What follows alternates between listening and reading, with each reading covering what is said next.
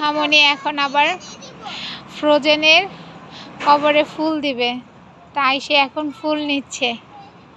কি ভালোবাসা!